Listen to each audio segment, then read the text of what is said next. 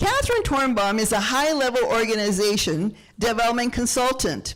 She's a professional mediator and trainer focused on helping management teams resolve conflict and productivity roadblocks. She is an adjunct professor at the University of Arizona. Oh, I wonder what the score is. I shouldn't say that, but anyway. Don't talk about it, okay. School of Government and Public Policy. She teaches conflict management in the public sector at the graduate level. A longtime member of the team at the Center for Community Mediation and Facilitation in Tucson. She serves on its board of directors and also helps with mediation, facilitation at various aspects of life in Tucson, providing all communities members with a transformative conflict resolution process that addresses conflicts safely, respectfully, effectively, and less expensively than legal processes. Catherine also serves on the Boys to Men Tucson Board of Directors, and in her third term on the board, currently serving as the chair of the Governance Committee. So everyone, a round of applause. My pleasure to introduce Catherine Tornbom. Come on up.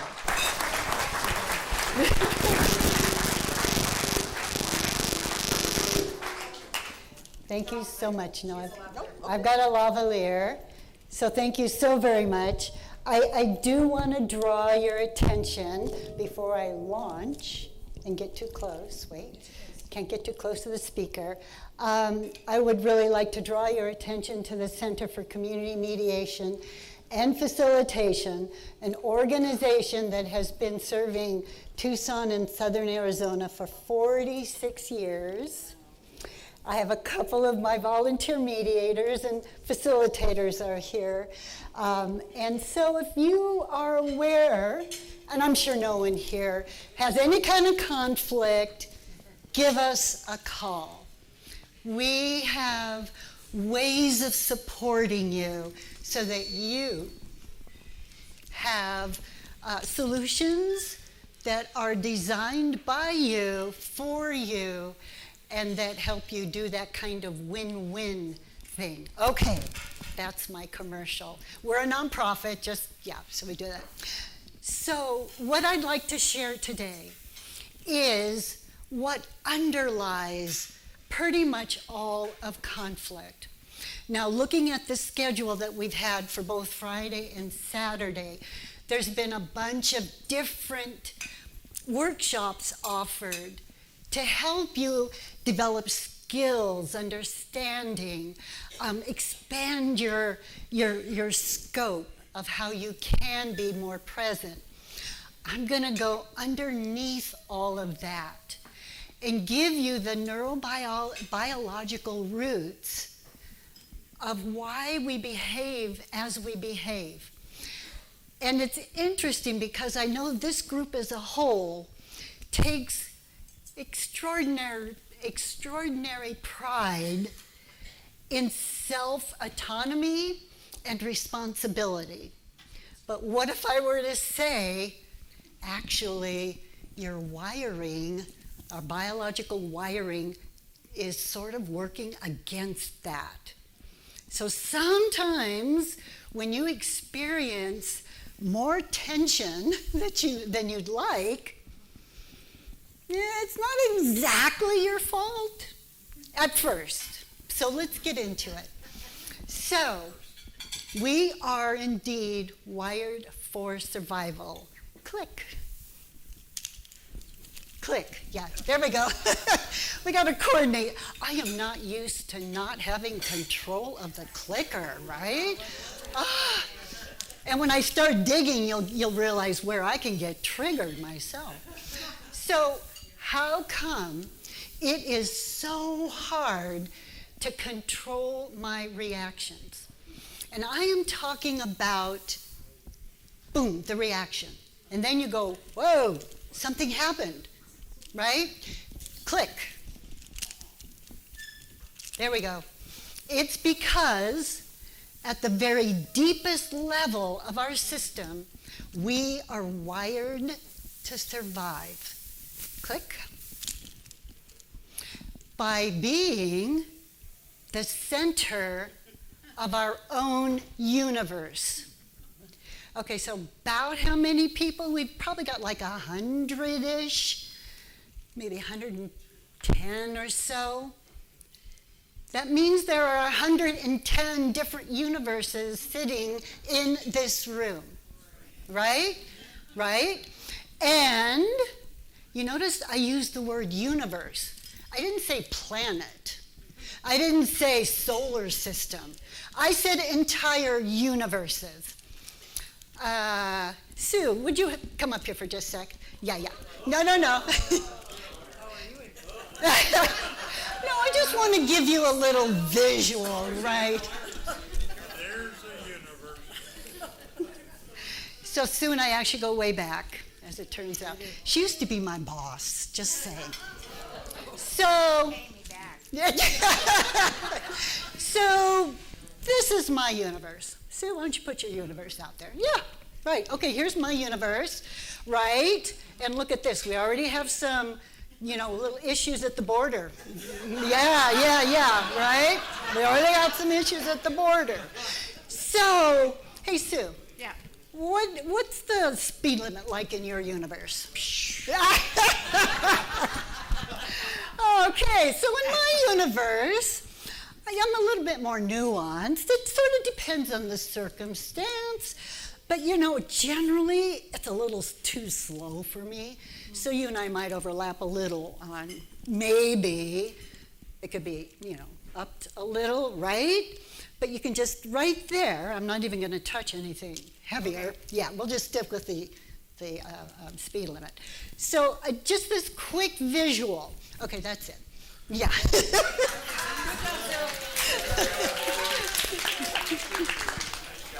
So you can just imagine. Well, again, what I've experienced here is a tremendous amount of support of each other, of respect, of sort of giving people the benefit of the doubt, not allowing positions to interfere. But you can imagine if we started digging where our universes might start to collide a bit, right? So this is really important because our sense of being in control is what helps us feel safe in the world. And we pretty much do whatever we can to feel that safety. And it's at a very deep, deep level. Okay, click. Aha. The reason being is our reptilian brain. So when we talk about reptilian, dinosaur, I want you to know this isn't just a metaphor. Our brain stem has been under development for probably several million years. I have to wander a little bit here. And so there's been some growth spurts in our brain over these millennia. So like about 4 million years ago, I'm going this way. One must be flexible. About 4 million years ago, we got the first hominoids. And during all this millions of years, the purpose of our core brain system is to develop the most exquisite emotional and detection mechanism possible. Why? It was kind of dangerous 4 million years ago, or 5 million, 10 million. And so, yeah, we had a growth spurt about 4 million years ago, and our brain started to expand. Then about 2 million years ago, Homo erectus came, and our brain expanded a little bit more. It's the frontal lobes, by the way, that are expanding, not the amygdala. And then, let's see, about 300,000 Homo sapien emerged. And essentially, the brain we have today is the brain we had about 300,000 years ago. plus or minus 100,000, right?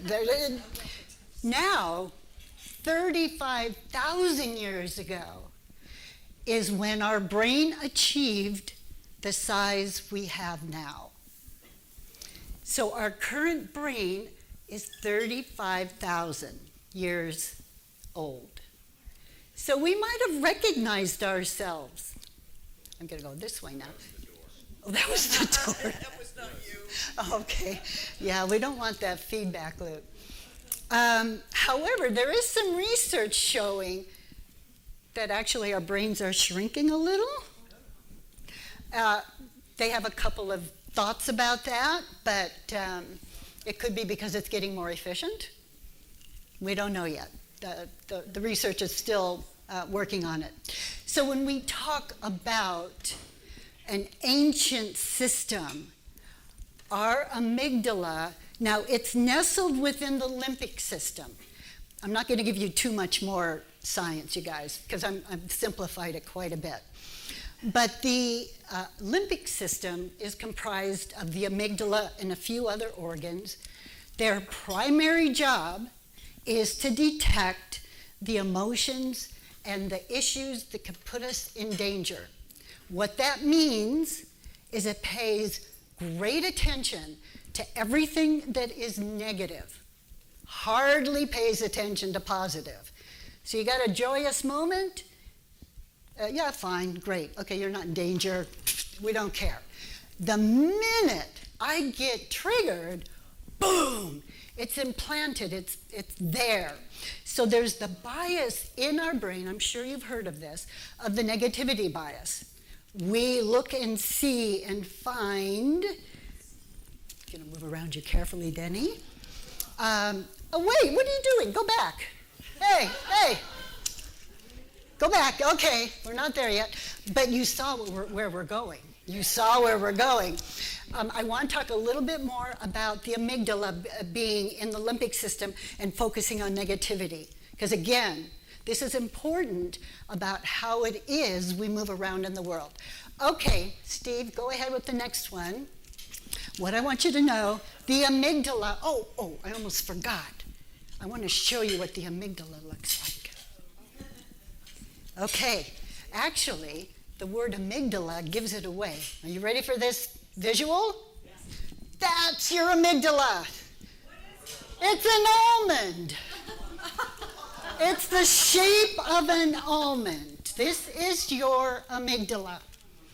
But wait, we can't just have one amygdala. We have two. We have a redundant. So if one goes down, boom, you still have one. Right? It has the emotional maturity of a 9 to 18-month-old child. Swell. This, excuse me, your first responder. Yeah. Actually, amygdala, I don't know what language is almond shape. I didn't know that till recently. So there you have it. Okay, so that's the first thing to keep in mind, the emotional maturity of a 9 to 18-month-old. This is your first responder. Okay, Steve, next. So, okay, woo, danger, and you're triggered. You've probably heard the phrase triggered, and it means your limbic system is on high alert. Now, of course, once upon a time, a couple million years ago, your life and death depended on how you read the danger signals. I don't even know it existed 4 million years ago. I haven't studied that part. I'm just kind of worried. But woolly mammoths, saber-toothed tigers, volcanoes, earthquakes, it was dangerous. Super dangerous. Okay, we don't, especially as we sit in this space, we're in Tubac, we're in this incredible area, we are not facing life and death dangers. So, like, what's the deal? So what's interesting is that the triggers can occur now from other individuals who in some way might threaten us. Now,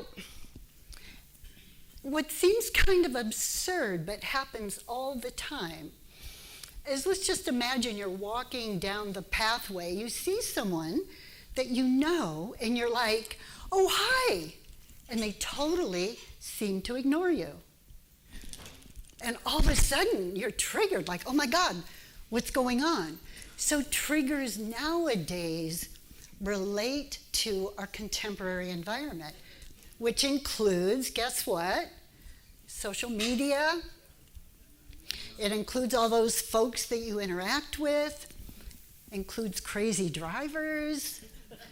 And so we react the same as if it were a saber-toothed tiger. Go figure, but that's how we're wired. Okay, Steve, next one. Yeah, okay. There are 3 basic ways that we respond. You guys know what these are. Go ahead, Steve. 1, 2, 3. Fight, flight, and freeze. Yeah, these are the 3. The minute you get triggered, this is what you experience, is one of these 3. Now, frequently, you might have one that you typically respond to, or it might depend on the circumstances. So one of the things we tend to do is get very intellectual about this. Oh, yeah, fight, fright, freeze. Freeze. I got it, right? But for the purposes of what I would like to make sure and convey, I am going to do a little demo and give you an opportunity to experience one of the 3 right now, right? So, I love books, right? This is one of the books I've read, From Lucy to Language. So what I'm going to do, I'm going to tell you what I'm going to do. Take this book, on the count of 3. No, I'm not going to throw it. No, you know, Denny would kill me if it landed in his lap. He'd come after me, right? And that would be kind of the wrong direction we want to go in, right? It's more friendly. But I'm going to slam it on this table. Yeah. And then I'm going to yell very loudly at the same time. I just hope I don't trigger the doomajiggers, right? So again, I'm going to slam the book on the count of 3 and yell loudly. My request to you is allow the sensation that emerges to just emerge. Because some of us are very quick, and then we'll go, aha, okay, I got it. I see what you did. And you're all of a sudden trying to get back up into your frontal lobes. We have time for that. I want you to understand and feel clearly your reaction. And that way you know the base from which you then need to move forward, right? So don't intellectualize it. Okay, ready? Count of 3, slam, yell, make noise. All right. See how this works, right? 1, 2. No! Do it. Just feel. Every single one of you had a reaction, if you're breathing. You know, this poor book. Yeah. So, I'm just sort of curious. No judgment, and there's no right or wrong reaction. How many of you noticed you just froze, right? How many of you were ready to get the hell out of here, but you just stayed in your seat, right? There's a bunch of you like, I'm leaving, I'm out of here, right? How many of you are like, that was inappropriate. I think I'll have a talk with her in the parking lot after this is over, right? Boom, you're ready to fight. And it doesn't matter, by the way, your gender, whether you're male or female. I've had people smaller than me give me the eye. And I know they're not going to back down. They would go boom, forward, right? My point being, just recognize it, because it probably happens, depending on the work you do and where you are, it could be up to 5, 10 times a day. But if you're really in a quiet setting, you might even go a week or 2. Well, unless you listen to the news. That could be 20 times a day, right? And, sometimes I laugh about it, but this is a real dynamic that impacts and influences how you behave in the world. Okay, Steve, next. Oh, your IQ goes down the minute you're triggered, right? Because in the limbic system, right next door to the amygdala is the hippocampus. The hippocampus is in charge of your memories, your experience. Well, it shuts down because there's a crisis. So that means the connection between the limbic system and the frontal lobes is temporarily cut off. You lose 1 or 2 IQ points. That doesn't seem like it should be much, except it is. Probably none of you guys do. I'm a parental unit. Probably some of you are parental units, right? You've had kids that were young, or maybe even have grandkids, and that child triggered you, and you went, because I said so. And you get pushed back. And what do? Because I said so. It's like nothing else comes out of your mouth. Well, actually, spouses or partners can do this too every once in a while, right? Don't we know how to push each other's buttons? And whenever you get to that point where suddenly your options are just like, you've been triggered, the other thing, fight, flight, or fright, hit you, boom, frontal lobe's cut off. I can tell you some of the mediations we've done over the years. A neighbor, after weeks of a barking dog, blows. It's one trigger too many. They go and pound on their neighbor's door. How do you think that goes over?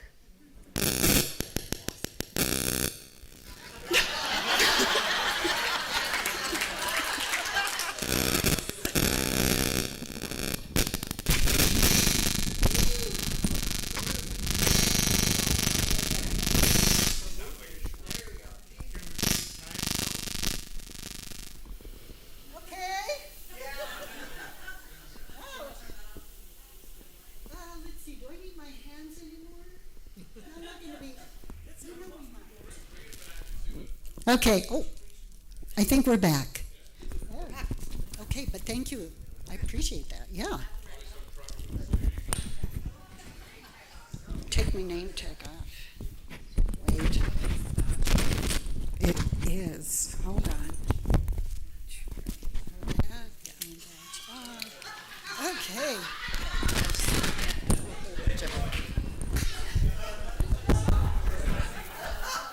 Okay, where were we? Oh, the angry neighbor at the door. Yes, and all that stuff. That was like, wow, that timing was amazing. So, and can you imagine, you're at the other end of the door going, what the hell? I'm not picking up this. No, and then they call the police, and they put an injunction against harassment. that could have been prevented, right? It's like if they had understood how they got triggered, they would have taken a moment. Okay, Steve, next one. There's hope. Of course there is. None of you folks who are so successful would have gotten this far just on primitive, primitive amygdala alone. So there's research that shows that the cortisol and adrenaline and all the stress hormones that come through your system will work through your system within about 90 seconds if, and this is a huge if, you don't keep thinking about it. So depending on how triggered you are, insulted you are, indignant you are, angry, it's going to mean you'll keep that cascade of adrenaline and cortisol going. Now the problem is, once you keep it going and then maybe finally stop, it still takes a while for it to get out of your system. And during the time you've got all of that cortisol and adrenaline in your system, guess what? Your immune system is compromised. So this has implications, of course, for ongoing stress. There used to be a phrase about toxic workplaces. Yeah, so if you're constantly putting your body through that kind of stress, yeah, it's a huge impact. And it means different kinds of diseases, like certain types of diabetes, vascular, how does that work? The heart. Heart stuff, right? Yeah, stuff like that. Thank you. I just had this, yeah, exactly. Yeah. So, getting calm and deciding to shift and change isn't just like, well, that'd be nice. No. The impact on you is significant. It's your health we're talking about here. It isn't just like, oh, kumbaya. We've had that word a couple of times, right? I love kumbaya. I do, because that means you've got probably dopamine coming through your system. And that makes us feel good. It makes us feel happy. It makes us feel at peace. And therefore, we can be more generous. Let's see, I think that's what. Go to the next slide, Steve. Breathe. Yes. Yeah. So my little demo, for instance, of the book. You guys all knew it was a demo. I told you over and over again, it's a demo. You still were triggered. I was triggered. I did it. My blood pressure went up. I was like, whoa, that was intense. And because we knew it was part of this presentation, pretty much everyone calmed down. But, oh, wait. I almost forgot. Oh my God, let me not forget. There's one more thing. So emotional maturity of a 9 to 18-month-old, your IQ goes down. And then what happens when you get triggered? And I'll over-demonstrate. You hold your breath. And what does that do? What does your brain need to think? Yes! Your brain needs oxygen to think. So then you're depriving your brain of important nutrients. So all of those physiological things are happening, and breathing seems to be very, very helpful. Like, how many of you know about different breath techniques, right? Dozens of them. Many of them have had significant scientific research done where they can really demonstrate the shift in your blood pressure, your breathing. So I encourage you, for sure, find a pattern. I like the box one, right? 3 seconds, breathe in. 3 seconds, hold. 3 seconds, exhale. And then 3 seconds, breathe in again. You can do that a couple of cycles. And if none, because you know when you get triggered, I already told you your IQ went down. Sometimes you can't think of a thing, right? You're just like, whoa. If you just take a deep breath. And thank you. It was like everyone sighed. Exactly. And if you sigh, and you just sort of allow everything to settle back down, the mirror neurons and the person or persons around you will begin to respond in like fashion. It's one of the techniques we teach our mediators. It's you, as a mediator, get to have the mediator presence, if you will. And we practice it. We do. Because our job is to be impartial. We care equally for both parties or the whole group. We don't show sides. And in order for any kind of discussion to move forward, you've got to take the temperature down. Now, I mentioned about emotions, and one thing I want to say, emotions are critical to decision making. So it isn't that in a tense situation, you want all the emotions to go away sort of Spock-like. How many of you guys know who Spock is? Oh my God, some of you do. Okay, Star Trek. Yes. Yeah, unfortunately, my arthritis doesn't quite do it anymore, but right. Spock had zero emotion, right? Okay, we're not going for that. What we're going for is a calm temperature, your frontal lobes back online as soon as possible, and then the emotions can then do their work around talking about what the interests are, what we need. So there's a common phrase, okay, let's just take the emotion out of it and have a rational discussion. That's not how it works. Are you an iPhone? Yeah, no?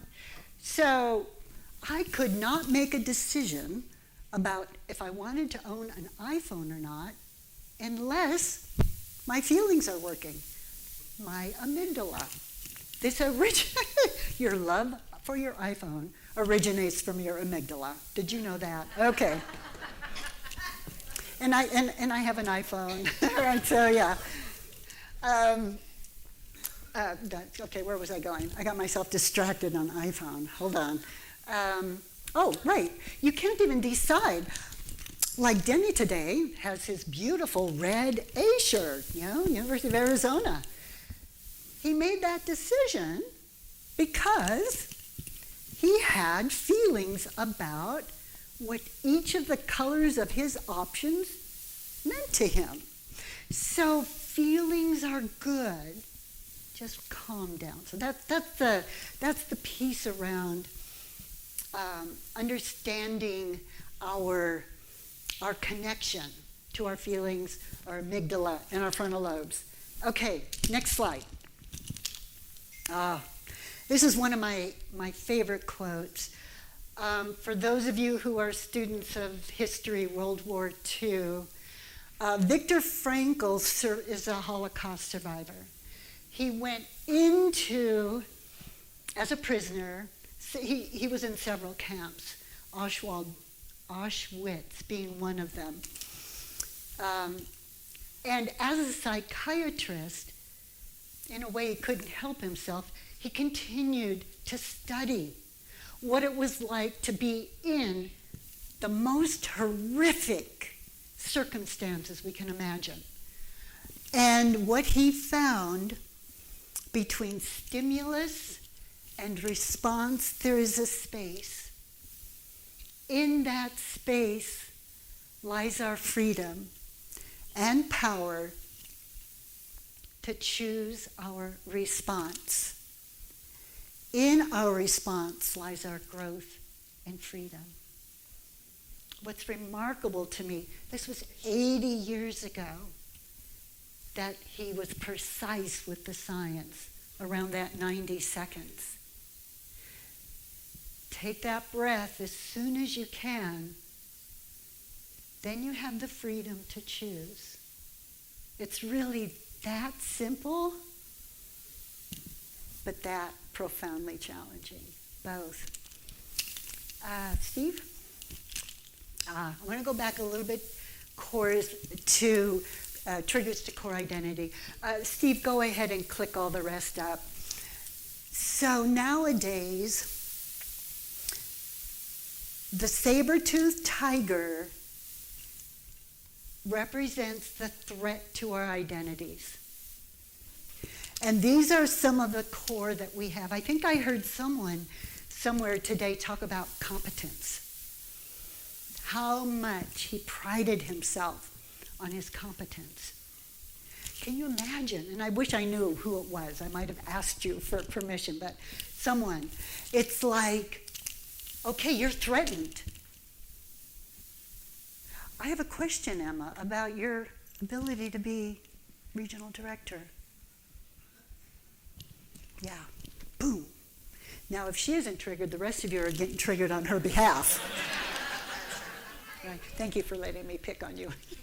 When you're close up, you get to be picked on sometimes, right? Yeah, autonomy. Oh my God. How much do we value our autonomy, our agency, and what it feels like to have that threatened? Boom, we're triggered. We are seriously triggered. And sometimes, depending on the level of that trigger, we can live in it for weeks. We might have a moment of calm, but boom, it comes back because it feels so threatening. Our status, our reliability. So nowadays, as far as our primitive, multi-million-year-old amygdala is concerned, this is the new saber-toothed tiger, is our identity. And then, you guys have probably heard about tribal. We tend to be in tribal. Okay, what happens if you're part of a tribe and that identity of the tribe is attacked? Whew, now you've got a whole lot of triggers going. And I think we've seen a lot of what that looks like. And it's a bit scary. Well, it scares me a lot. I would have said an expletive, but I'm trying to keep it clean. Okay. Yeah. Okay, next slide, please. Now, here's an interesting thing. Is the strengths that have helped you succeed are also your greatest emotional triggers. So the things you take the most pride in, you probably want to be sort of careful, are the things where you're most vulnerable to feeling harm and being triggered. Yeah. And I think some of you have probably experienced that, right? Yeah. If you're breathing, if you're interacting with people, it's just like it's going to happen. And it's not that anyone does this necessarily, intentionally. Remember, we're all in our own little universe. And in our universe, everything makes perfect sense to us. Have you ever thought, if they just look at it in my way, everything would just be fine? Never. Okay, just me. Okay, I get it. All right. Yeah. And it's kind of remarkable we get along as good as we do. Honestly, I kind of like knowing this. It's like we're miracles. We're walking miracles. Because it's because our frontal lobes and the value systems, and we have enough in common, of course. Okay, next slide, please. Part of my research is a researcher, Marshak. Now, Robert or Richard? Now I can't remember. He's done some very interesting things around how he thinks we became cognitive. How is it we actually began to think and cognate and articulate and do all of those special things? As far as he can tell, we became cognitive. We became who we are. And he thinks this happened about 300,000 years ago because we began to put together the environment, sounds, connections, all together to form a story. So we think only in story. It isn't like point 1, point 2, point 3. That's a story, right? Everything we construct is a story because that's how our brain works. That's why I put once upon a time. So there are 3 different particular kinds of stories I want to highlight that support the wrong kind of continues the conflict. Let me put it that way. Escalates conflict. Okay, click, please. The first one is attribution theory, assigning only the most pure motives for ourselves. Remember, in our universe, I'm Empress Catherine, by the way, in my universe. And of course I'm good, right? While being suspicious and distrustful of the motives of others, right? So let me just, I'm sure at some point someone's cut you off, right? You're driving along and there's this, one of my favorite words. It starts with an A and it rhymes with castle, yeah? Cut me off, and I'm like, you son of a, you know? What did I do? Distrustful of their motives. They cut me off on purpose. They are trying to kill me. Okay, I might be exaggerating, but every once in a while that thought has occurred to me. We're talking about vehicles that cause great damage. However, what if I'm late the next day and I'm like, oh my God, I got to get there. And what am I doing? I might be weaving sort of in and out. And what am I saying? It's okay. I'm really late. I got to get there on time. My motives are pure. I'm not sure what the other person is thinking. Probably the same thing I have said before. Okay. Next slide, Steve. Projection theory. Because our motives are pure, we can't tolerate our shortcomings. We project them out onto others and accuse them of the very thing we are doing or do. I don't know. Someone one time came up to me and said, oh my God, can you believe how much of a gossip so-and-so is?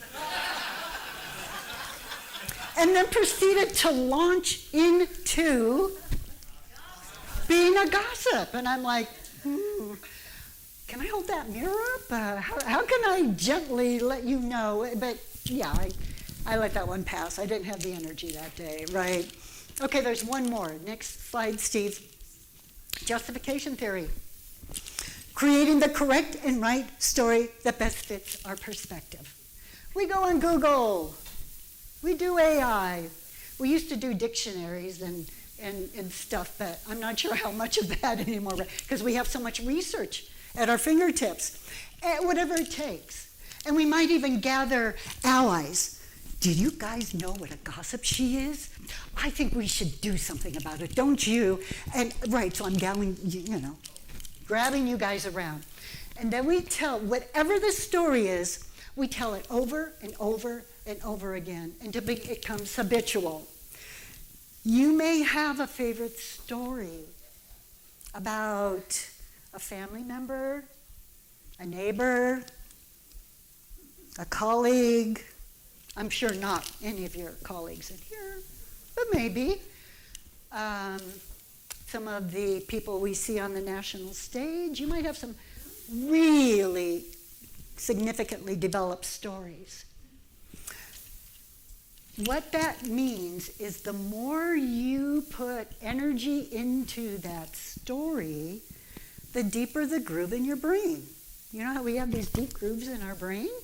Those are habitual patterns.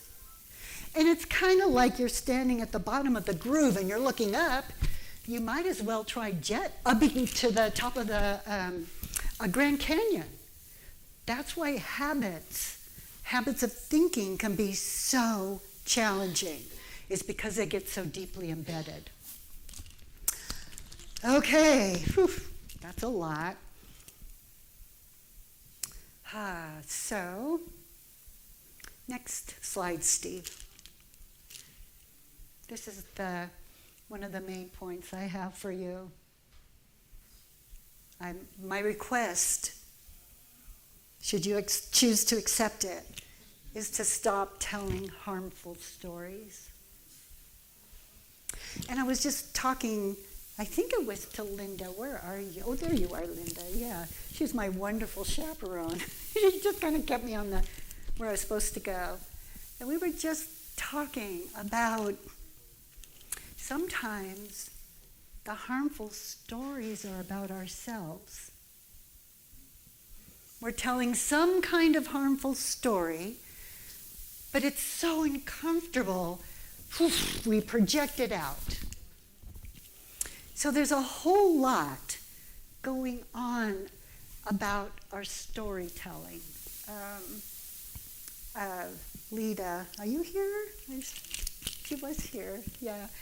During her session today, she talked about a story that I just thought was so indicative, and she gave me permission to repeat it again. She and her husband were at a restaurant. How many of you were in that session? Yeah, right. If I get it wrong, correct me. That was a long time ago. But her husband was having one experience. Things weren't going well, right? It just wasn't working out. So her husband was having one experience and story, and it was a bit more negative. It was about the staff. Well, I've been nice. How come they can't be nice to me? What kind of note did it? You know, he's just like digging in. And then Lita, on the other hand, is going, well, you know, they're working on it, and they're trying hard, and they're trying to give us some service. And meanwhile, who knows what the story is for the restaurant staff who are trying to figure out what these two potential customers need.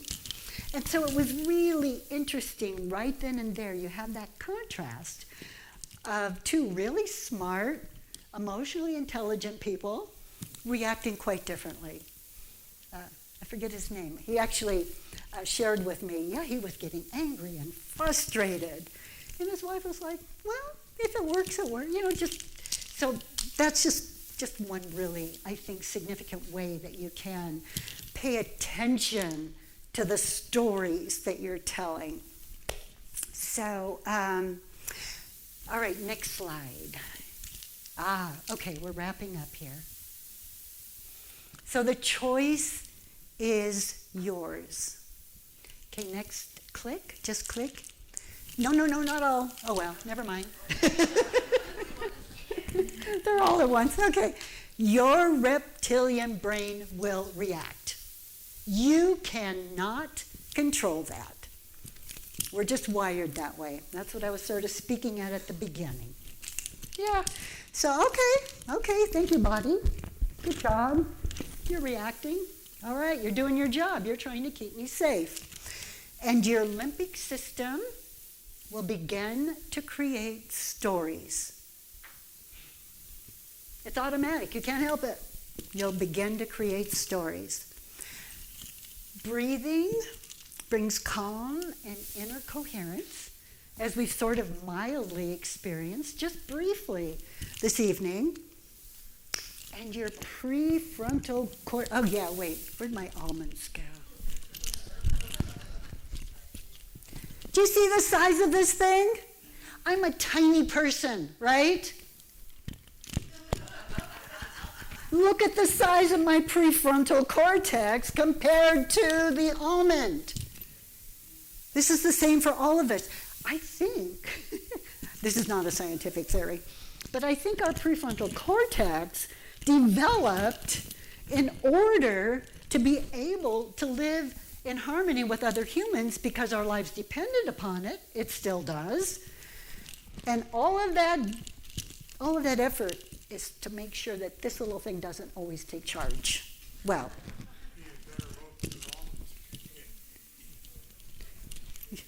yeah. So, we love our almonds because they keep us, balanced, if you will. There's a good balance that occurs, but they mustn't dominate. They mustn't dominate. So, your prefrontal cortex, the sooner you get that puppy online, the more you can successfully practice all the wonderful techniques and methods that we learned today. And that you probably learned before. I mean, most of us in this room have been through how many different workshops and trainings to be good people. Yeah, we just strive. Okay, the final bullet. The space between stimulus and response is where your peace and respect lies.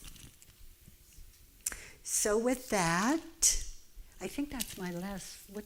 Keep going. Oh, no, there's one more slide. Thank you. Here's the question I'd like to leave you with. In this moment of conflict, when I am reacting from my reptilian brain, in this moment, am I reacting from my reptilian brain or responding from my highest self?